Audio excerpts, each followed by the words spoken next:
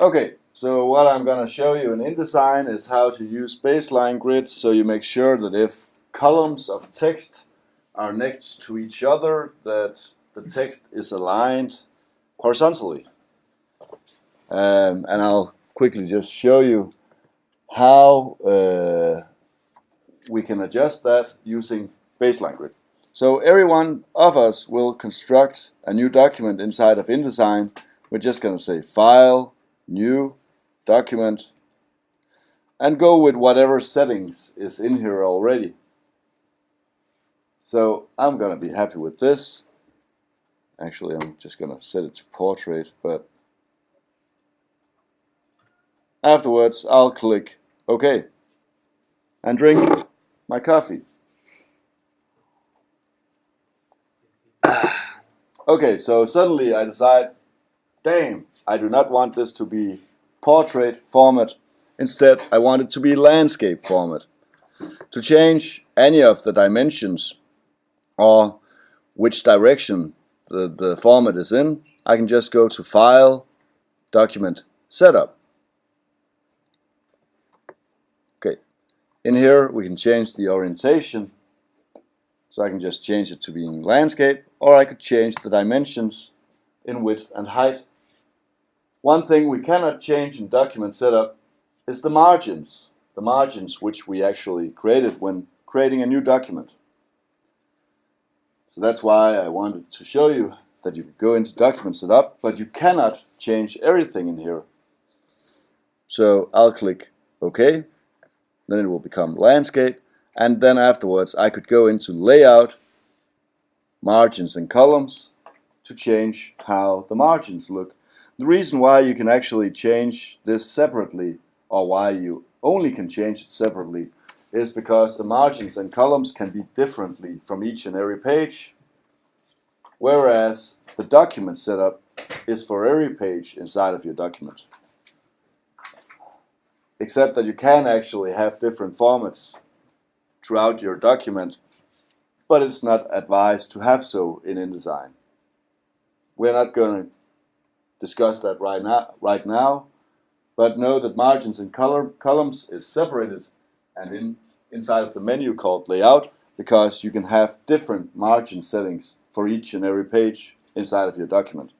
That's why it's not located in File, Document, Setup. Okay, so I'll click OK whenever I'm happy with the settings in here. So if I wanted to change the margins, it was inside of that area.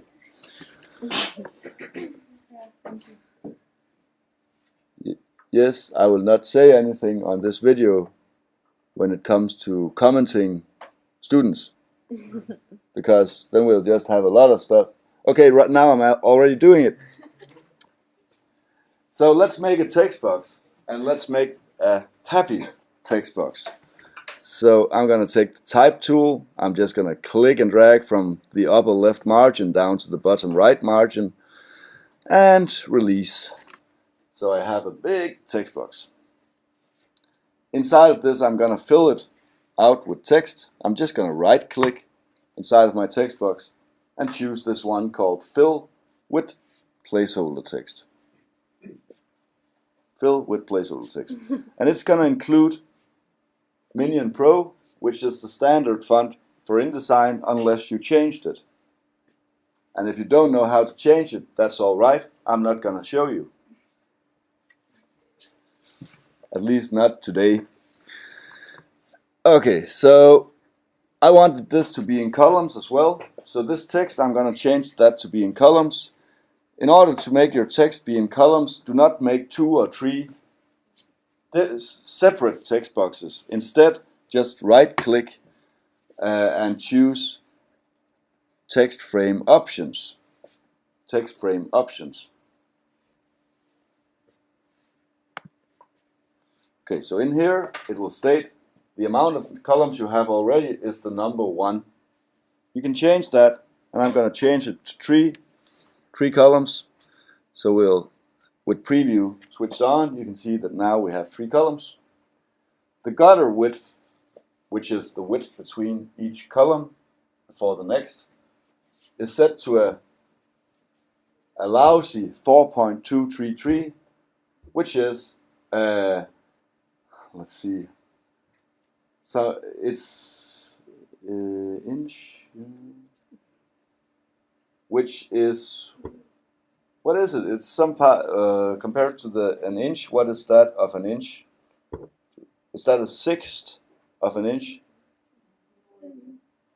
Okay, but it's somehow related to the English-American system, which is yards, feet, and whatever, not the metrical system. So we're going to change this to something that's more related to our system. And actually, for most columns, a gutter of somewhere between 6 to 9 millimeters would be the appropriate.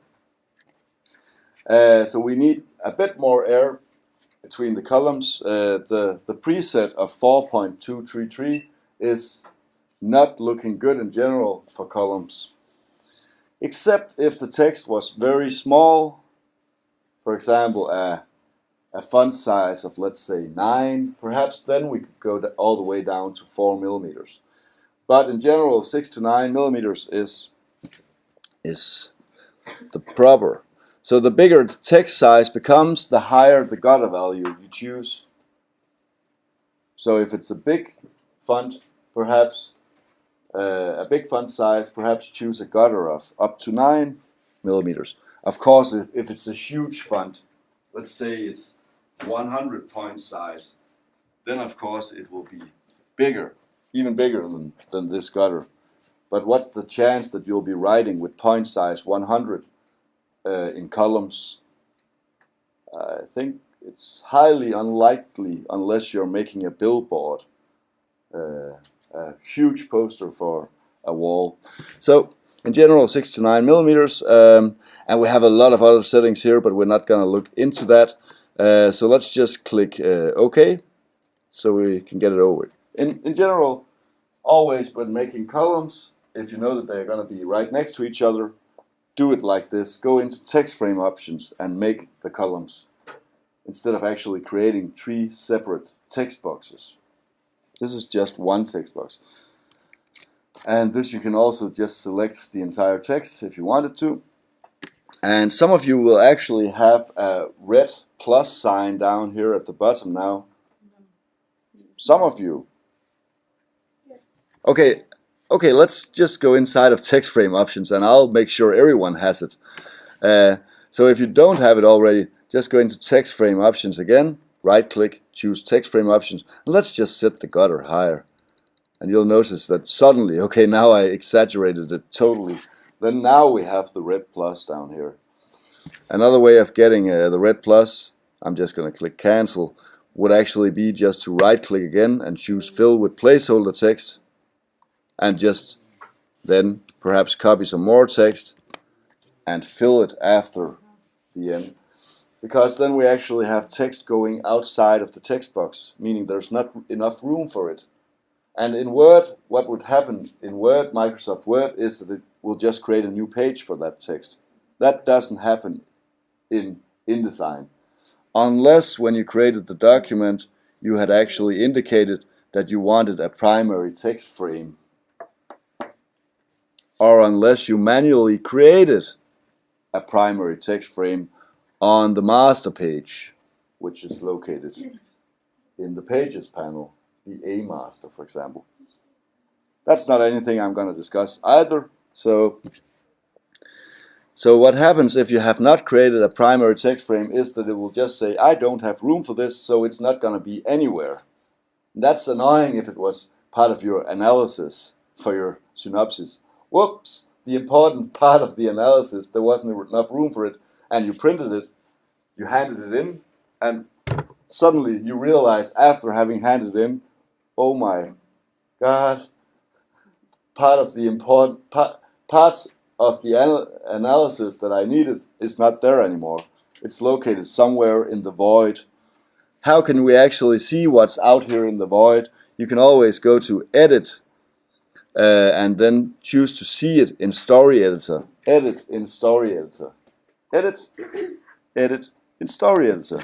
Here you can actually get a preview of all the text which is inside of the text box, Actually, also, if the text box was connected with previous pages of text box, you can connect text boxes to be one whole, even though it's spread over separate pages. Then you will be able to see what's on all pages at once, and you'll also be able to see what's actually outside of the text box, which the text which there isn't room for.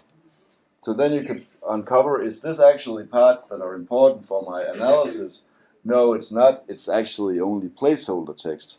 So I could just delete that.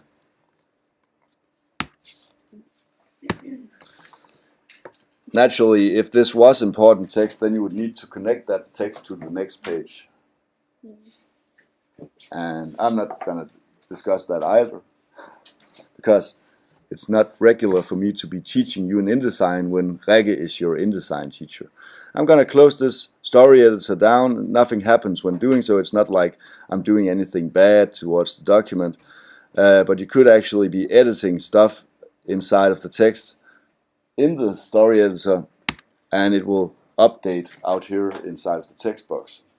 I'm just going to close this down. Fine. And now we want to make some headers. We like to make some subheaders, and we like to make some body text. The body text will be just Minion Pro. We're going to be happy with that. Happy people. We're getting more and more happy throughout the day. I can feel that. Yes? Okay, so let's just make a new paragraph. So Arum, it says up here. I don't know what it says on your computer, but I'm just going to open up my character formatting options or character formatting controls, if it isn't open already, just to change the font size of this header, because right now you'll notice that text in column number 1, text in column number 2, and text in column number 3 is aligned next to each other on a horizontal level. If I were to take my rulers, that's just Command R on a Mac, or Control R on a PC, or just do it in View, Show Rulers. You could just click and drag a ruler, a guide down into the text, and you'll notice that, yes, indeed, the text is aligned on a horizontal level. But it won't. The second I change this header right here, the second I change it to become, let's say, a 39 point size text. 36. Yeah, 36, that's correct. Thank you. You notice that suddenly, whoa, it's no longer aligned. These two columns over here are aligned, but this column here is no longer aligned. So then I'll afterwards perhaps make some of the text below into a subheader, and I'm just going to change the subheader to be, let's say, 18 point, like that. So we have some kind of hierarchy. Of course, I'll also change the header to be another font. It's not logical to use Minion Pro for both header, subheader, and body text. So I'm going to change this into being, a lot of you like Futura, so I'm just going to choose Futura. And perhaps for the subheader, this is just random choices I'm making. Perhaps for the subheader, I'll choose for it to be a Century Gothic.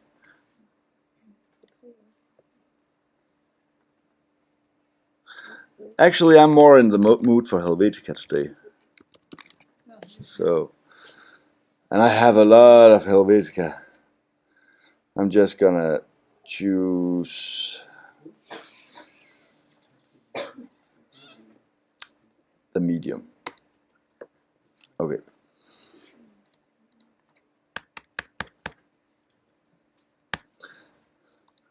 Okay, so this Helvetica medium, Helvetica Neu medium, 18 point size. Perhaps I will want to include that somewhere over here as well, perhaps somewhere down here.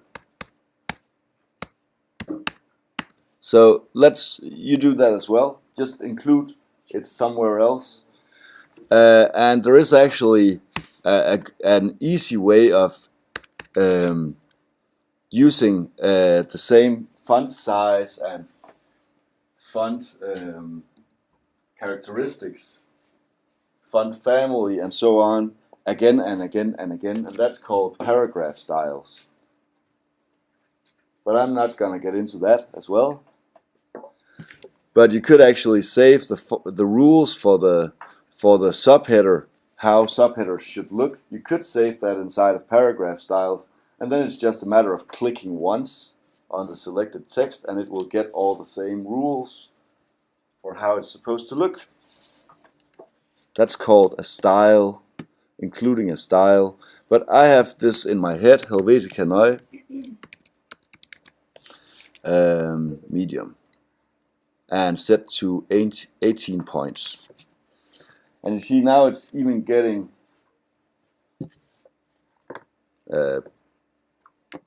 I was hoping to get it to become worse, so let's just include a subheader here as well. No, I'm just gonna include it here instead,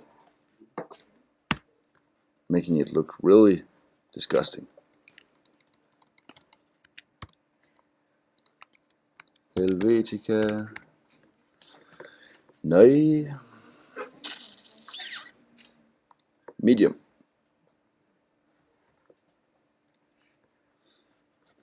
And okay, so now we're really starting to get a mess of our text, and perhaps I'll also just include some extra spacing just to make it even worse. Perhaps actually here I'll just make it 18 points. Like that. Please make it 18 points when I tell you to make it 18 points. Thank you.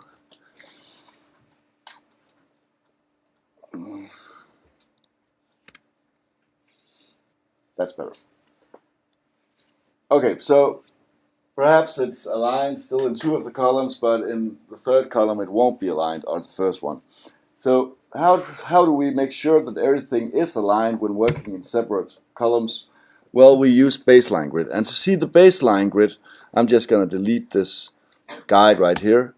To see the baseline grid, there are different ways of viewing it. You can go to View, Grids and Guides, Show Baseline Grid, and you'll be able to see it. If you are not able to see it, then it's most likely because you're zoomed out too far, so you can't see it. Or it's most likely because you have set your document to be viewed in preview mode. Preview mode is just by clicking W.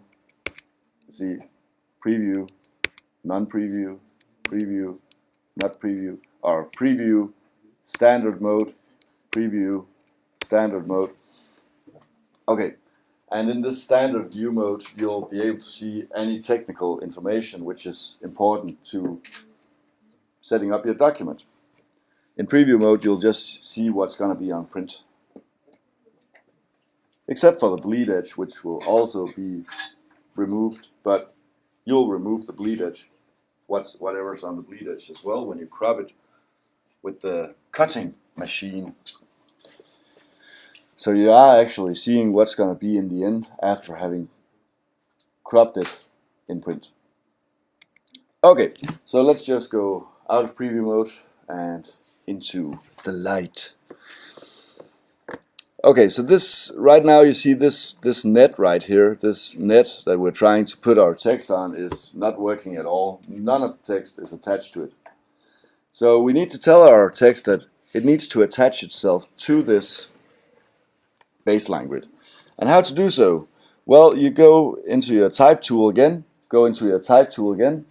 and then select the body text you have. So right now I'm trying not to select perhaps the subheaders, but I might as well. I'm not going to select the header, but I'm just going to select both subheaders and body text. And you see, now I got a red plus again. I have some text outside of here.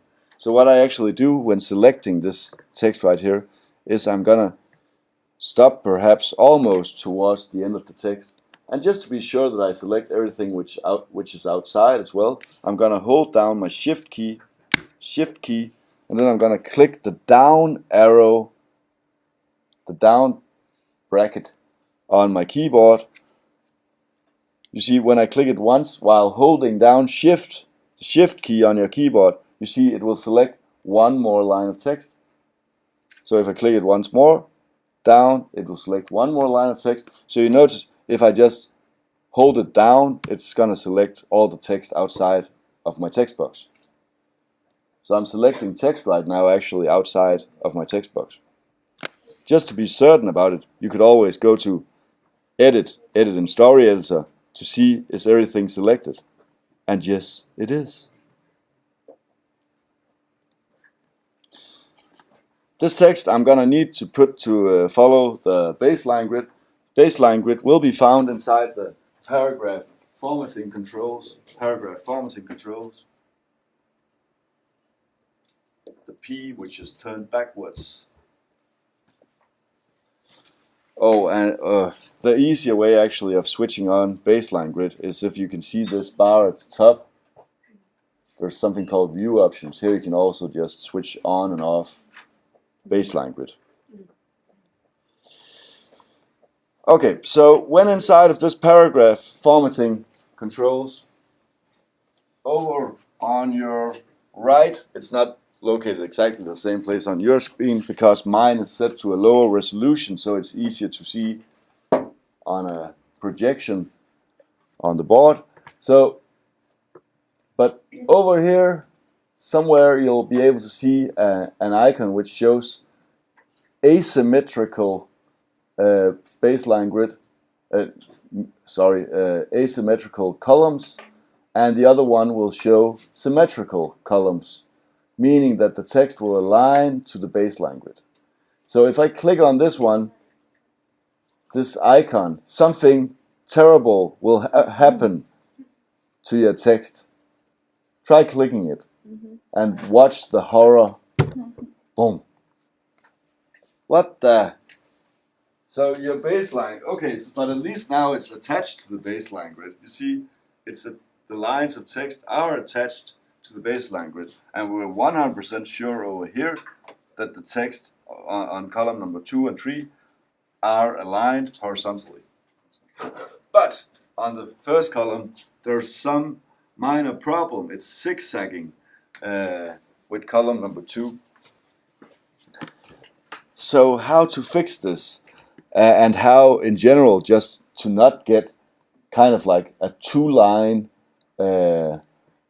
leading. You see the leading here, which should just be 14.4, is no longer just 14.4. It's actually more closely related to, let's say, 24. I'm quite sure actually the spacing between these 2 lines of text that I've selected is actually 24 instead of 14.4. And you're like, where did that number come from? Why is it saying 24? That's because I actually know the settings for my baseline grid inside of my program.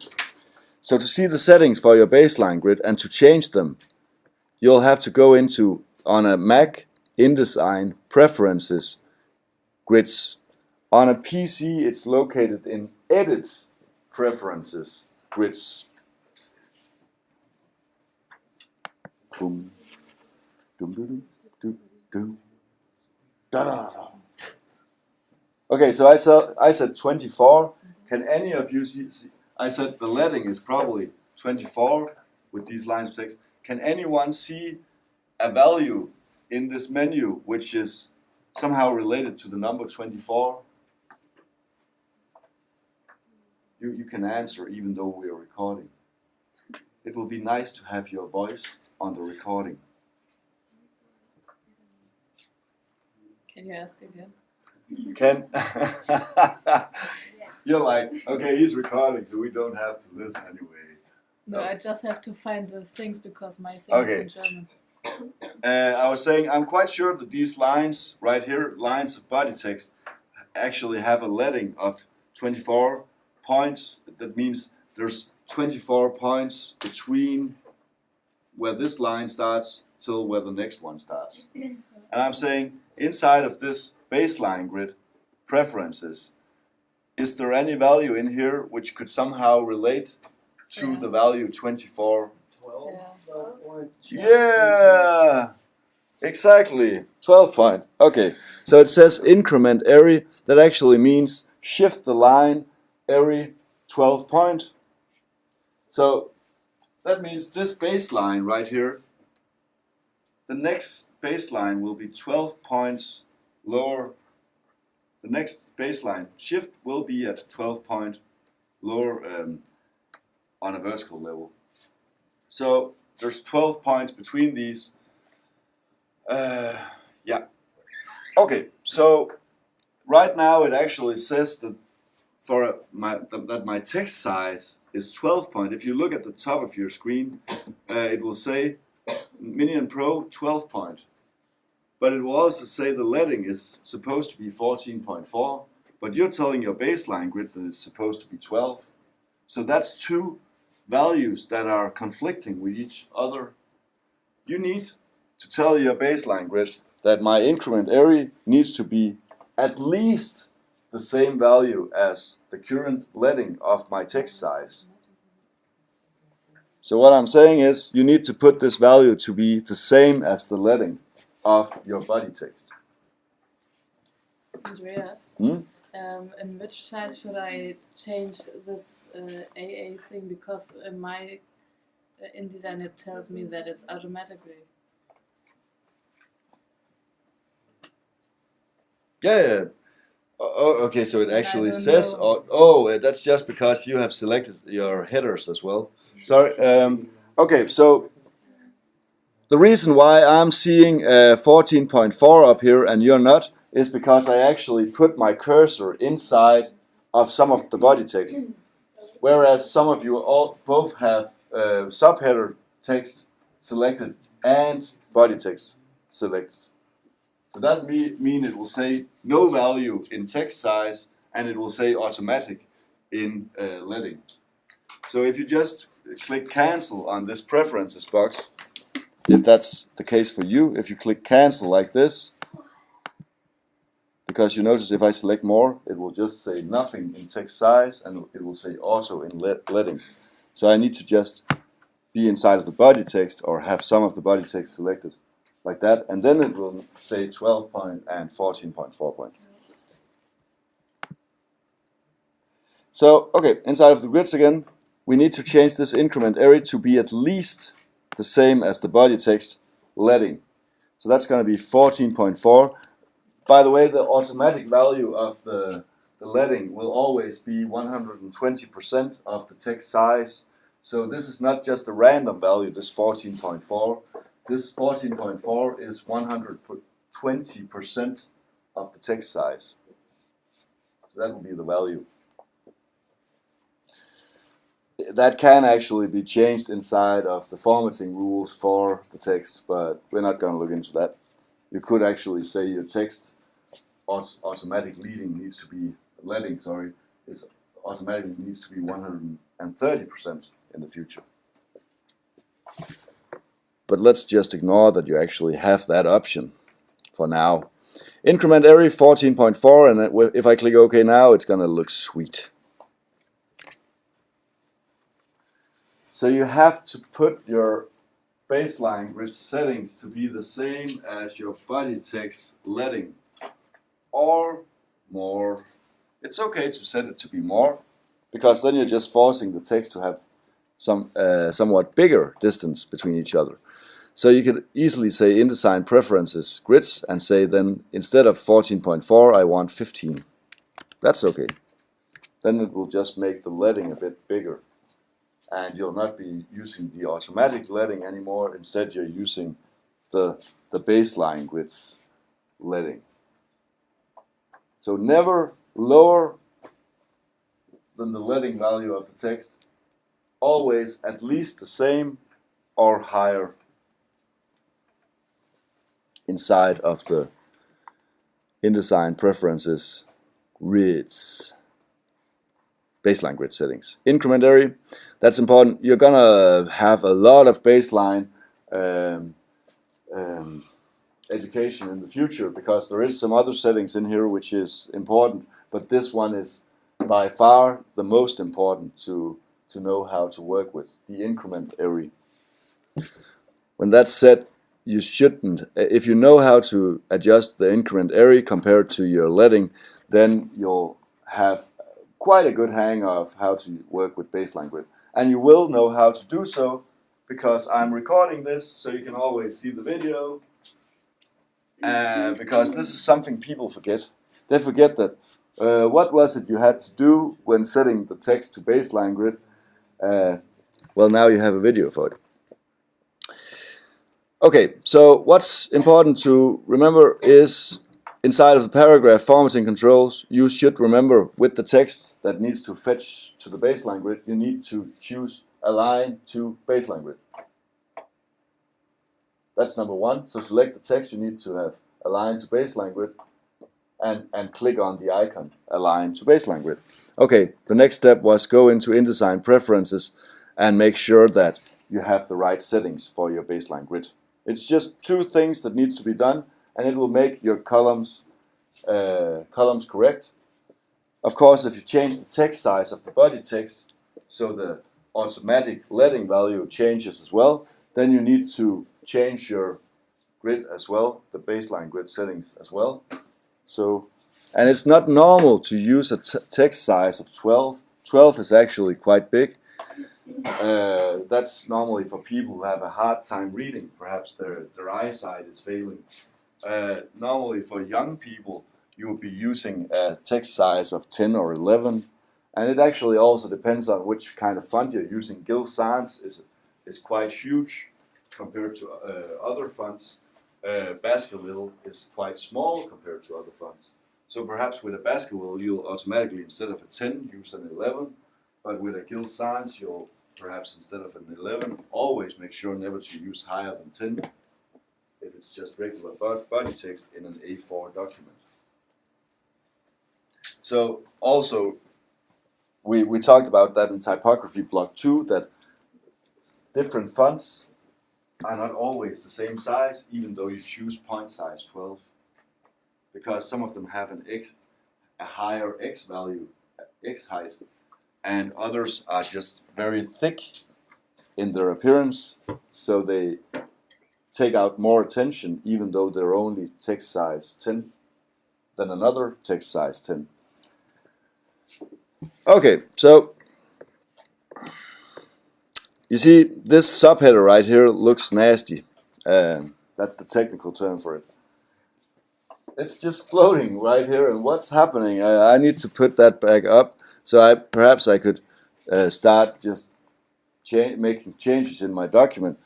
One of the annoying parts about actually attaching subheaders to your baseline grid is that suddenly it jumps 2 spaces. You see that suddenly it makes a leading which is actually 2 lines of text. And that's because my subheader does not have the same leading as my body text. My body text had a leading of 14.4, and I just set the grid to baseline grid to use a setting of 15. 21.6 is never going to be at least the same as 15 or higher. So this is a value that is too high compared to the baseline grid. So it's probably a good idea either to set your text not to use the baseline grid by just going into paragraph formatting controls and switching off align to baseline grid by choosing do not align to baseline grid like this, and then you can always manually adjust somehow how you want it. And just because it's you, no, I think I'm done telling you stuff about baseline grid, because otherwise I can speak all day long. So subheaders and headers, often a good idea not to attach them to the baseline grid. That would be my advice to you. And then on second semester, I'll probably tell you something different. But let's just ignore that for now. That's how to use baseline grid. And this is going to be relevant for when you make your brochure or your leaflet, right? So it's already relevant for one of the products inside of your assignment. Awesome. I think that was what I wanted to tell you about the baseline grid. Any questions in regards to baseline grid? Cool, let's start some group work. So I'm gonna